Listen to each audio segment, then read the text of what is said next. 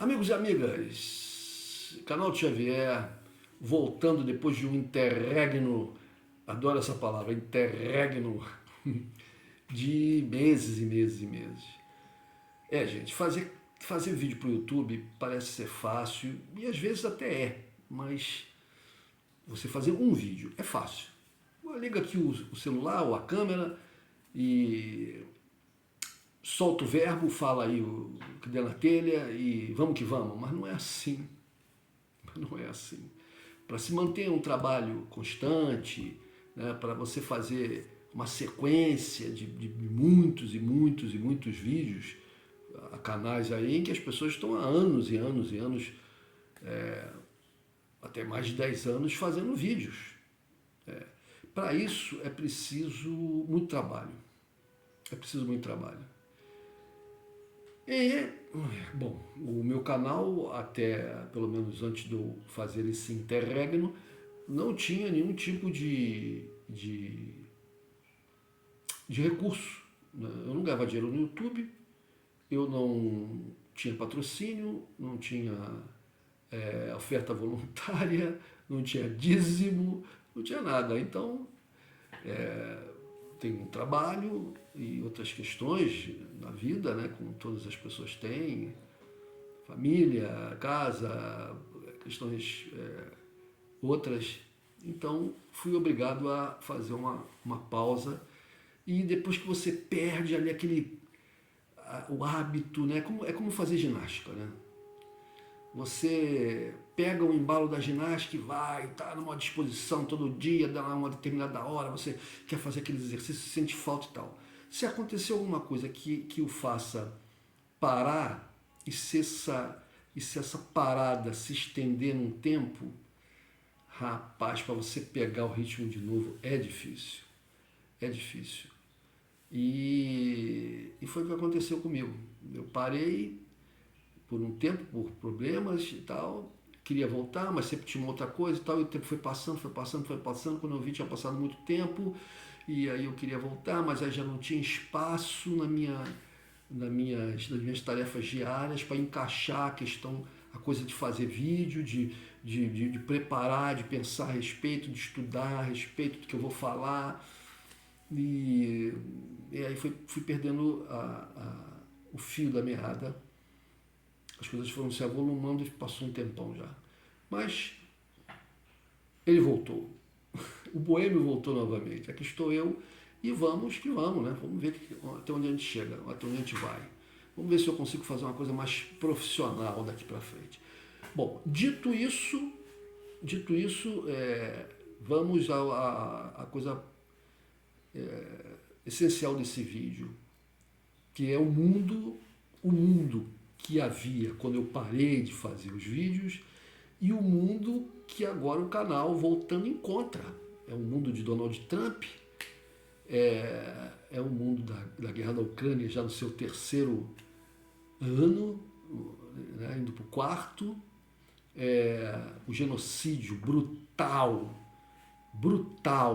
né, que Israel promove na faixa de Gaza, que o Estado de Israel promove na faixa de Gaza, essa situação eu falei do Trump, essa situação do Trump contra o Brasil, absolutamente insana, covarde, né? Covarde, insana, porque ele não faz só contra o Brasil, né? Ele faz com vários países do mundo. Ele faz, por exemplo, com os europeus, ele faz dos europeus gato e sapato. Faz dos europeus gato e sapato. Inclusive esse termo é interessante, né? Fazer gato e sapato. De onde vem isso? Eu vou ter que perguntar para no canal aí dos dois canais que eu acho maravilhosos que falam sobre língua, sobre linguagem, sobre língua. Um canal, eu vou deixar depois aqui na descrição, um canal de um português que fala muito, não é só do português, o canal é de um português, de um cidadão português, de um natural de Portugal. Mas o canal não fala só sobre o idioma português, mas fala mais da língua portuguesa. E tem um canal de um outro rapaz, um brasileiro, que é sobre linguagem, e fala também do português, obviamente, da língua portuguesa. mas é mais sobre linguagem.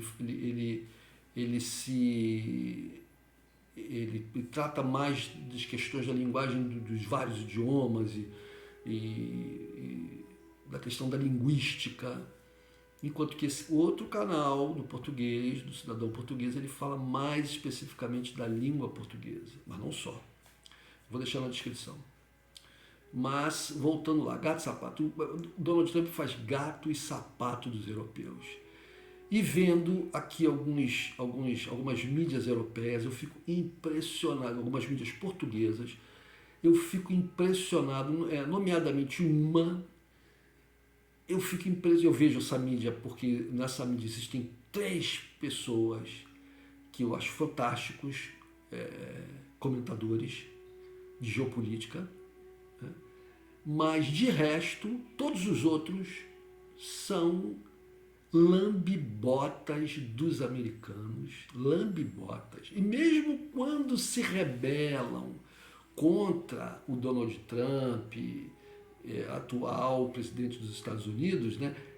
Essa coisa é muito particular, é contra o Donald Trump, não contra os Estados Unidos, apesar de ter um histórico, né, de um verdadeiro esculacho que os norte-americanos sempre fizeram aos europeus. Sempre fizeram. Desde que os dominaram no final da Segunda Guerra Mundial. Porque a realidade tem que ser dita. A realidade tem que ser dita, gente. Quando a Segunda Guerra Mundial termina, o mundo é dividido. O mundo é dividido. Uma parcela menor fica na mão dos soviéticos. E a parcela maior do mundo fica na mão dos norte-americanos. E essa parcela que fica na mão dos norte-americanos é sob o jugo americano. O jugo disfarçado de liberdade, de defesa do mundo livre, aquela conversa toda. Mas é tudo balela. É tudo balela. Os americanos dividem o mundo, fazem de alguns países seus aliados de luxo e os Estados Unidos.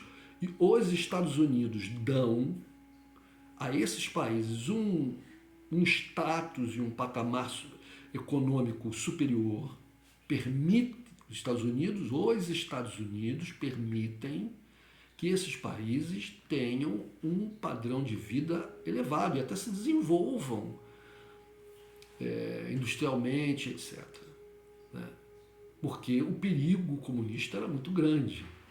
Né?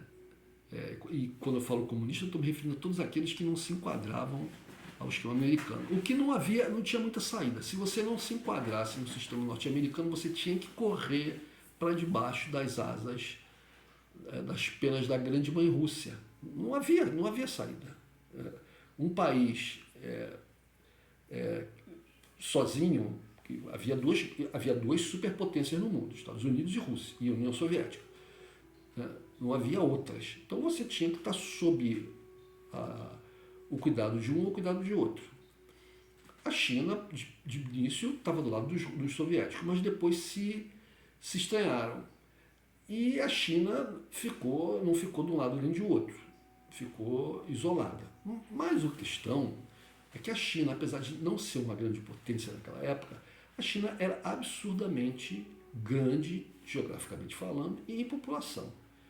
Né? E dificultava muito uma invasão. E, por outro lado, a China não atraía os olhos dos falcões, daqueles que pudessem querer uma invasão, porque não havia nada que valesse a pena as perdas, né? Não havia nada que valesse a pena o resultado que seriam as grandes perdas de uma invasão da China, por exemplo. Né?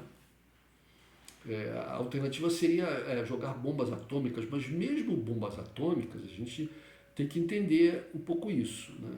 Uma bomba atômica, por mais poderosa que ela seja, ela destrói uma cidade. Mas a China é muito grande, tem muitas cidades com muita gente. Então você teria que ter muitas bombas atômicas, o que seria uma coisa, sabe, você ia acabar perdendo o apoio de outros países do mundo, você ia destruir, matar milhões de pessoas, ia transformar o país numa área inabitável, ia poluir né? Ia poluir radioativamente regiões limítrofes da China. E para quê? Para depois você não ter o que você ia fazer com uma área completamente radioativa e destruída? Bom, não valeria a pena. Uma vez que a China estava lá no casulo dela, sem se meter com ninguém, fechada em si mesmo, deixa ela para lá. Né? Deixa ela para lá. E os americanos botando bases ali no entorno, né? Coreia do Sul, Taiwan, o Japão. Né? Então, os americanos deixaram a China para lá. Mas havia essas duas grandes potências. Você estava de um lado ou estava de outro. Um país que não quisesse ser alinhado a um lado ou um outro não sobreviveria. Não conseguiria ficar sozinho.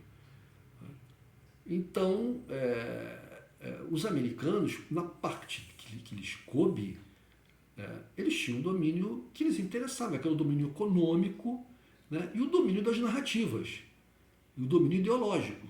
Então, a Europa estava submetida, a Europa Ocidental estava submetida a esse domínio ideológico e econômico americano. Os países europeus se desenvolveram, né, conseguiram criar o chamado estado de bem-estar social, criaram indústrias e tal, muito com dinheiro americano, plano Marshall, etc., mas não tinham independência, não podiam fazer o que queriam. Né? Não podiam fazer o que queriam. Quando eles procuravam furar a bolha, os americanos vinham, pá, volta para cá, volta para cá. E hoje, mas agora a coisa é tão escancarada, é tão explícita e tão absurda nesse governo Trump, que, vejam, não tem como negar o que está sendo feito. Então eu vejo os comentaristas da mídia portuguesa, da grande mídia portuguesa em geral, mas especificamente de uma, que eu não vou aqui citar nomes para não ter problemas, né? Porque eles são grandes e podem me causar problemas. Mas as pessoas que virem esse vídeo vão saber de que eu estou falando. Volto a dizer, estou falando da mídia geral, mas de uma específica, que eu acompanho mais por causa dos 3 comentadores assim, que conseguem sair fora da caixa. Os comentadores, eles são tão cabeças feitas pela ideologia americana, que eles criticam o Trump, mas sempre que podem voltam lá a defender os interesses americanos. De que modo? Atacando a Rússia é o grande mal, é a coisa belicista, temos que nos armar, os americanos, tudo que vejam, gente, os americanos comandando a OTAN e comandando verdadeiramente os serviços secretos e a geopolítica dos países europeus, fomentou na Ucrânia uma revolta para que a Ucrânia pulasse para o lado da União Europeia. Colocou governos fantoches lá, e esses governos começaram a perseguir e assassinar a população de origem russa na Ucrânia. Então Putin invade a Ucrânia para defender essas populações. E isso, inclusive, está no direito internacional, que um país pode invadir um outro país em condições muito restritas, e uma delas é para garantir a sobrevivência dos seus compatriotas, daqueles que têm a mesma origem étnica dos seus. E foi o que a Rússia fez, proteger as populações russas que viviam ali naquela região do Donbás, etc., contra os ataques que o governo ucraniano fazia contra essas populações. Portanto, essa coisa de que a Rússia agiu ilegalmente para invadir a Ucrânia, isso para mim não bate. Isso para mim não bate. Mas digamos que tenha sido isso. Digamos que eles tenham razão. Que a Rússia extrapolou o direito internacional e invadiu a Ucrânia. Bom, vamos lá. Se tivessem sido feitos os acordos de Minsk, que foram a tentativa de um acordo feito entre Rússia, Ucrânia, Estados Unidos, ocidentais, etc., há tempos atrás, se esses acordos tivessem sido feitos, o que teria acontecido com a Ucrânia? Ora, bom, a Crimeia ela teria perdido, mas a Crimeia é uma pequena região com 99% de população russa, com bases militares russas, uma base naval russa, e seria um absurdo que não ficasse com a Rússia. Então, a Ucrânia poderia perder essa pequena parte do seu território. As outras regiões, Donetsk, Lugansk e tal, a proposta da Rússia é que essas regiões fossem regiões autônomas. Ora, por exemplo, os Açores são uma região autônoma de Portugal. Tem um governo lá regional e tal, né? Mas são portugueses, obedecem ao Estado português, são ligados ao Estado português, só tem uma autonomia, como o nome diz. Isso, a Ucrânia não teria perdido aquela grande parte do seu território e aquelas populações de lá se sentiriam protegidas contra qualquer tipo de ação mais violenta por parte do governo ucraniano. A Ucrânia não entraria para a OTAN. A Ucrânia não pertencia à OTAN. Não havia nenhum problema da Ucrânia pertencer à União Europeia. Mas a OTAN, que é uma organização militar anti-Rússia, essa não. E não teria havido essa guerra tenebrosa, a maior parte dela. Os ucranianos voltariam a viver em paz. A Ucrânia, que é um país que tem recursos, voltaria ao seu desenvolvimento, parariam-se as mortes, toda essa tragédia ocorrida na Ucrânia. O que fizeram as elites ucranianas, o governo dos Zelensky, apoiados, financiados e insuflados pelos europeus e pelos norte-americanos? Não aceitaram aquelas negociações, botaram por terra, né? Declarações da ex-chanceler alemã Angela Merkel ela fez declarações dizendo que o que os europeus, os americanos e os ucranianos fizeram foi apenas enrolar os russos por um tempo, para ganhar tempo, né, e a Ucrânia poder ter melhores condições na guerra. Foi o que eles acharam que aconteceria. Então, eles não fizeram, não levaram, eles traíram os acordos de Minsk. E agora, passados esses tempos, aí, esse período depois desses acordos fracassados, o que acontece? Acontece que agora a Rússia já tomou a maior parte desses territórios, né, e não vai entregá-los de volta.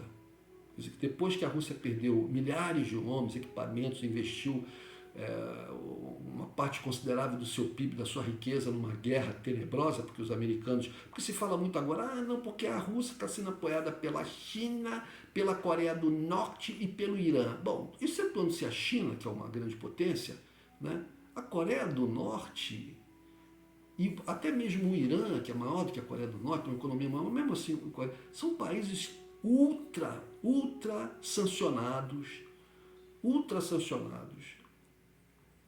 e que não tem capacidade econômica industrial para dar um suporte, né, vamos dizer assim, como é dado, por exemplo, à Ucrânia pelos Estados Unidos e pelas grandes potências ricas do G7, por toda a Europa, por toda a União Europeia, e mais Japão, Coreia do Sul, Austrália, Canadá. Ou seja, então é piada quando eu vejo os comentadores, os especialistas falarem que a Rússia sozinha não conseguiria, porque ela só consegue por causa do apoio da China, não sei o quê. E a Ucrânia? A guerra não é da Ucrânia, a guerra é dos Estados Unidos e da Europa, porque no caso da Ucrânia, né, o material é todo norte-americano, quer dizer, tinha um material antigo da União Soviética lá, mas o material que ela usa para poder suportar essa guerra contra a Rússia é norte-americano, é europeu, né? Esses norte-americanos e europeus fornecem os seus satélites, fornecem os seus serviços secretos, fornecem suas equipes, suas divisões de autotreinamento, né, gente muito especializada, militares, para treinar os ucranianos, e muitos outros que eles chamam de voluntários aos milhares, né, técnicos, especialistas e tal, que vão lá trabalhar na guerra, e quando eu falo técnicos, especialistas em guerra, militares mesmo, né, ex-militares, que pertencem a essas empresas criadas pelos norte-americanos e até pelos ingleses, empresas privadas que fazem um trabalho sujo desses caras nas guerras que eles promovem. Então, sabe, não tem o menor cabimento, E agora, a gente vê, por exemplo, voltando à questão do Trump, o que ele faz com o Brasil, não são apenas tarifas de 50%, agora faz um ataque ao PIX, faz um ataque até a 25 de março. em São Paulo. Só falta ele fazer um ataque contra o Saara, aqui no Rio de Janeiro, contra a Madureira, que é outro polo comercial importante aqui no Rio de Janeiro, e sabe-se lá mais aonde, em outros lugares do Brasil afora. Em cada cidade do Brasil, grande pelo menos, tem um polo comercial que é importante, que é muito popular e tal. O Trump deve atacar isso, atacar o Pix. Qual o sentido que tem isso? Para liberar o Bolsonaro, que ele diz que é uma pessoa honesta. Ó, o canal voltou, o mundo está mais estranho, o mundo está pior. O mundo está pior. Mas a gente aqui fala o que a gente pensa. Quem concordar, dê o joinha, entendeu? Em breve eu vou colocar um Pix aqui para quem quiser fazer algum tipo de contribuição para eu ter fôlego para levar esse canal, não ter que trabalhar tanto e poder me dedicar mais aqui a esse vídeo. E vamos ver aí como é que vai ser o desenrolar. Dia 1º de agosto está chegando aí, vamos ver como é que vai ser essa coisa aí dessas sanções. Força ao governo brasileiro, né? Devemos estar todos unidos. Uma coisa que me deixou muito feliz é que gente da direita se rebelou contra essa coisa esse absurdo do Donald Trump e está favorável a uma resistência do governo brasileiro. Os únicos que resistem a isso são esses bolsonaristas aí, essa corja que infelizmente domina muito uma grande parcela do Congresso Nacional, mas como a coisa tem se mostrado aí nas pesquisas favorável ao governo brasileiro, eles estão com o pezinho atrás e se Deus quiser, eles vão de fraquejar, e em breve eles vão de desaparecer, porque ano que vem eu acho que o povo brasileiro vai dar uma resposta mais de caráter nacionalista, nas urnas, vai dar uma resposta nas urnas a quem verdadeiramente merece estar no governo do Brasil. Com certeza não é Bolsonaro, seus apoiadores ou qualquer um da raça deles aí que venha a se candidatar. Entendeu? É isso que eu penso. Falou, gente. Um abraço. Tamo junto. Tchau.